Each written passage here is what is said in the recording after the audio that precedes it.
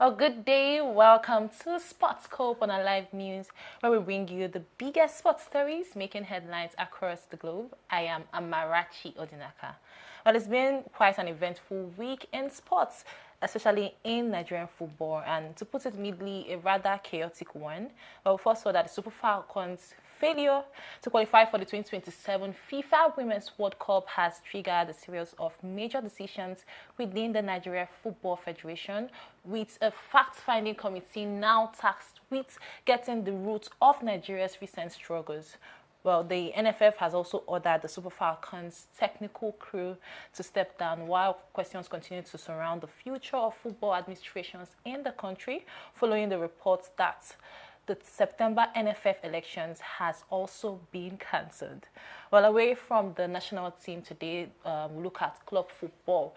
Club football is gathering pace as the new season gets underway, with Super Eagles forward Taiwo Awoniyi beginning a new chapter at Coventry City, and Barcelona unveiling a major new signing.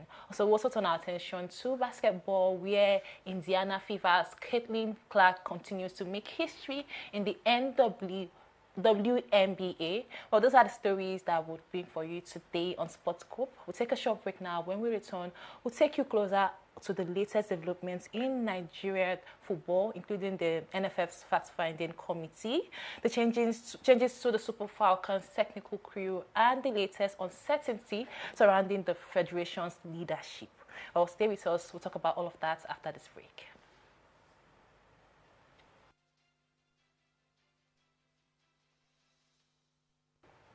Welcome back to the show. Now, it's been a week. This week has been certainly an eventful one in the world of Nigerian football, and yes, like I said earlier, a rather chaotic one as well. Well, following the Super Falcons' failure to qualify for the 2027 FIFA Women's World Cup, the Nigerian Football Federation is finally taking a closer look at what went wrong, and hopefully without some of the issues that have continued to affect Nigerian football. Well, the first step began on Monday, 17th of August, with the inauguration of a fact-finding committee. The NFF says this committee will look beyond the Super Falcons World Cup failure and investigate the direct and remote causes of the poor outing recorded by Nigeria's national team in recent time. Well, this committee has been given 2 weeks, just 2 weeks to do that, and today we are on day 3 of the countdown. Now, the committee itself is made up of some very experienced sports personalities. First in the committee, we have former Super Falcons captain Desire Obaranozie, who is a 4-time WAFCON winner and who has also represented Nigeria at the FIFA Women's World Cup. While also on the committee is former Super Eagles captain Mutiu Adepoju, who was part of Nigeria's AFCON winning team in 1994, the 1994 AFCON, and also represented Nigeria at the Men's World Cup. More on the committee, we have former Flying Eagles coach and president of the Nigeria's Football Coaches Association, Ladin Boso, also alongside FIFA referee Dr. Alex Mana. And finally, former Nigeria's international and deputy director in the NFF technical department, Nasiru Jibril, will serve as the committee's secretary. But let's bring this to the most important part. The NFF has given this committee 2 weeks to get to the root of the problem, and Nigerians will be expecting to see what exactly comes out of that report. But while we wait for the findings, the Nigerian Football Federation is already making some changes. We saw that the first major decision has come from the Super Falcons team. The NFF's executive committee has officially asked all members of the Super Falcons technical crew to step down with immediate effect. The NFF released the official statements on their social media handle, on their X handle, and it says, the Executive Committee of the Nigerian Football Federation has asked members of the technical crew of the Super Falcons to step down with immediate effect. Well, now, this was a statement released by the NFF on their X handle, but the Super Falcons technical crew is led by head coach Justin Maduko. And now, this means that the NFF has officially sacked Super Falcons head coach Justin Maduko less than 10 days after the Super Falcons' failure to qualify for the 2027 FIFA Women's World Cup in Brazil. Well, that came as a shocker to a lot of Nigerian fans, and there's been a lot of reactions on social media, a lot of conversations generally. Let's take a look at a few of these reactions on social media. Gusau is the worst NFF president in the history of Nigeria. Gusau doesn't give people things on merit. It will give you based on religion and ethnicity. Gusau is everything that you can call the bad news to Nigerian football.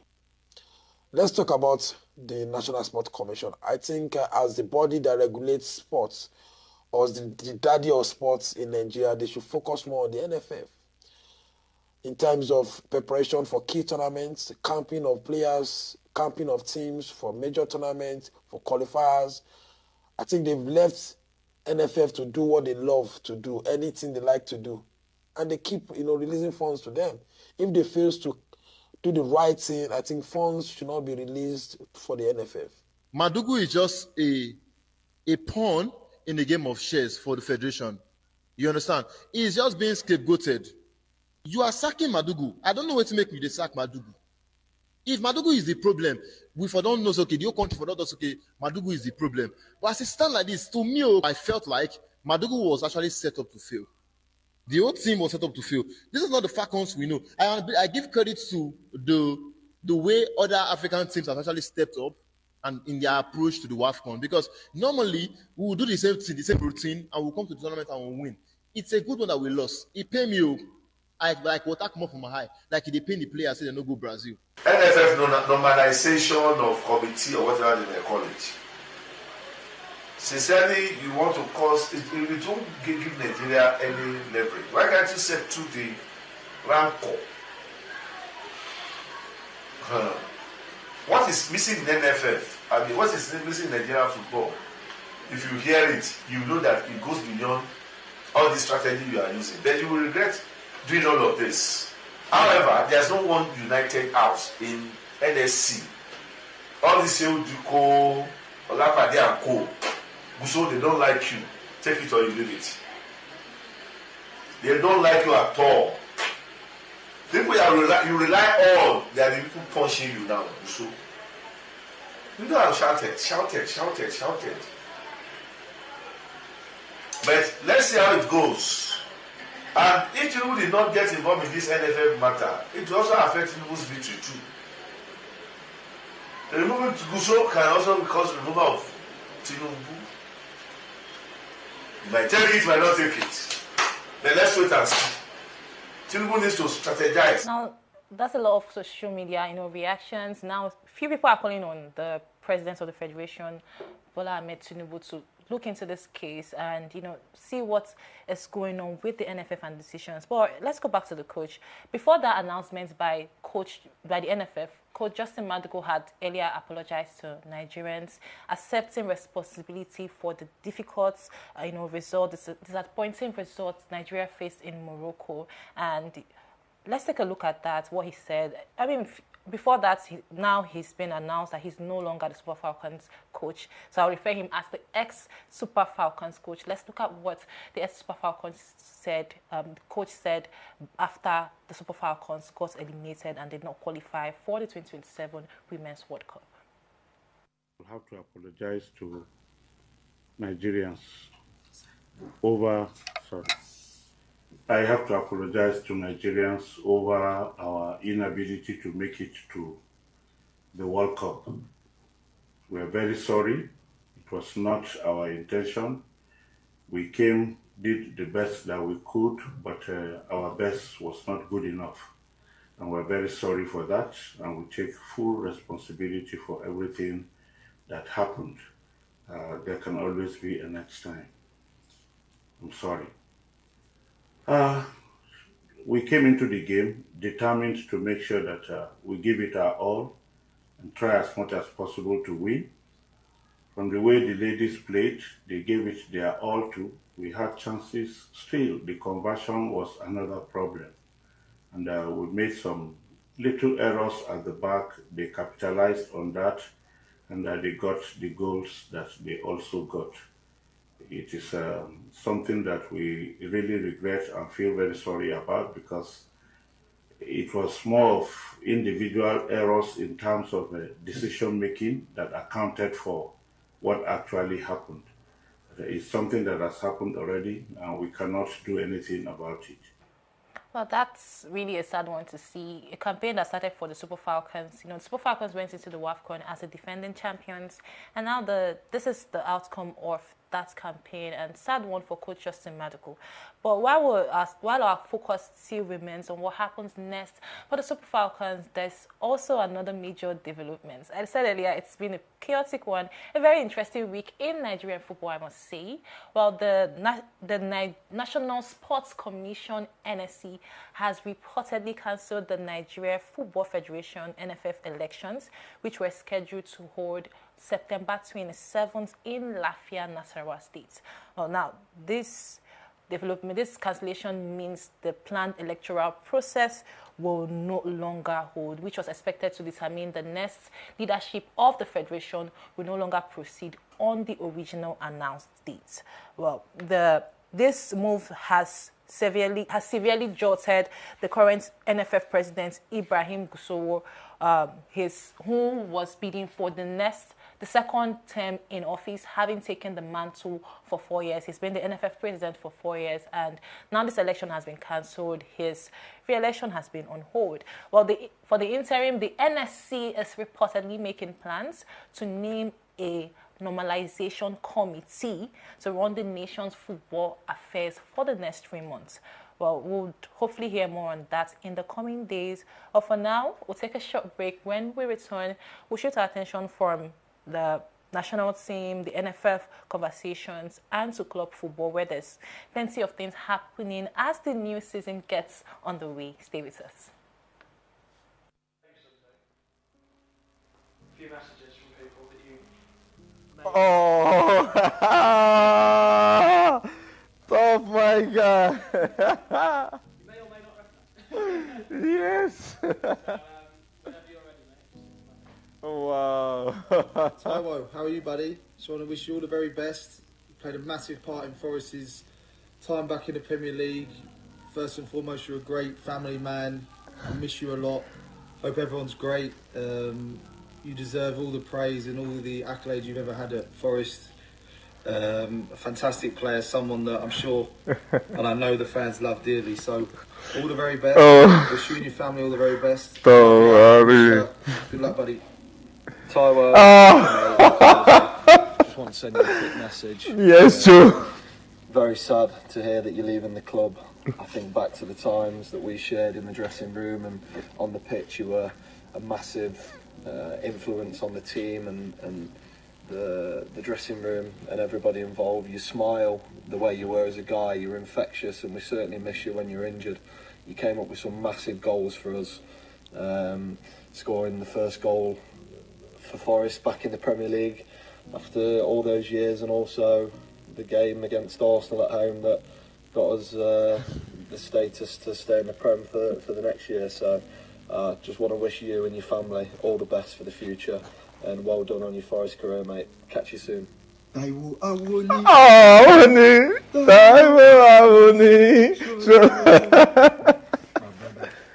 ever forget who you are. I love. T-Lad, it's just a quick message to say it's been an absolute pleasure to be a teammate. It's been a pleasure to get to know you as a person. We joined this club at the same time, and this is coming into our 5th season now. And I think we can both agree that we've shared some incredible memories over them years, memories that will last a lifetime. So I want to wish you all the success. I want to wish you all the best for that next stage in your career. Well, welcome back to the show. Welcome back to Sportscope on our live news. Well, away from the conversations on the national team, the chaos in Nigerian football right now, where we're hoping to get results from that and conversations, ongoing developments on that. We turn our attention now to club football, where the season 2026-2027 season is getting on the way. Well, Coventry City have unveiled Nigerian striker Taiwo Awoniyi as the club's new jersey number 14, following his move from Nottingham Forest. The championship side confirmed the forward's shirt number as Awoniyi begins a new chapter in his career with the Sky Blues. Well, Awoniyi bid farewell to the City grounds in Sunday's 2-0 preseason with win over Brest, where he was given a guard of honor by his former teammates.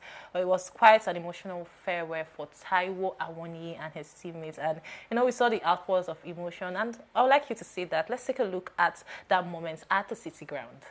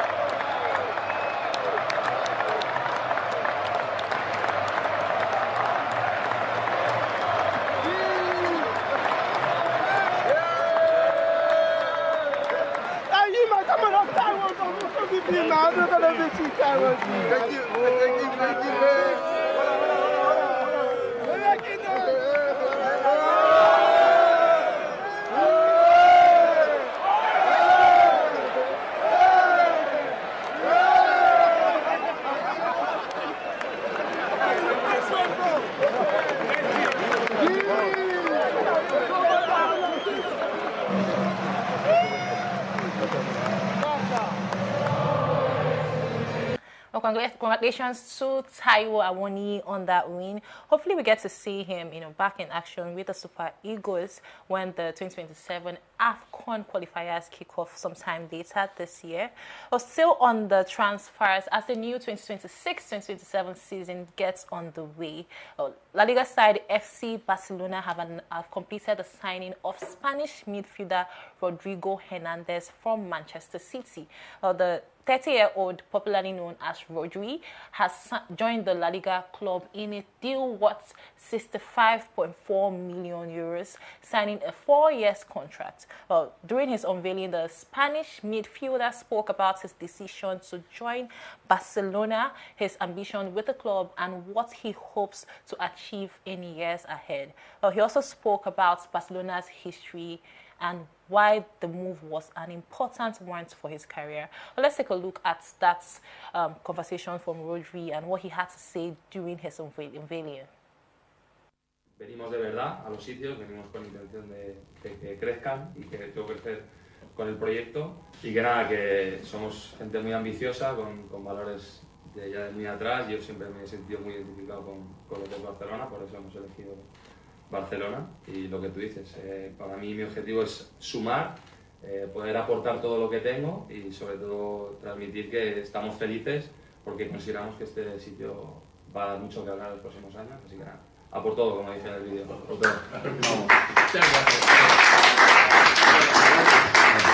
Well, hopefully, as the season unfolds, we get to see the contributions that Rodri will bring to Barcelona. Well, now let's move away from football and take a look at what is happening in basketball. Well, in the NWNBA, Indiana Fever's guard Caitlin Clark continues to make headlines after another impressive season.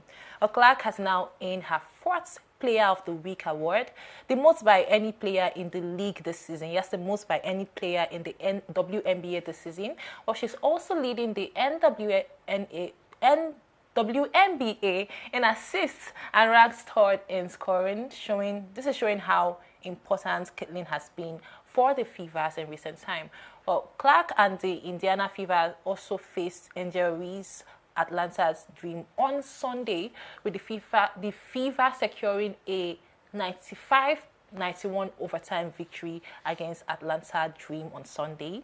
The game also averaged 2.6 million viewers on ESPN, making it the most WNBA game in cable television history.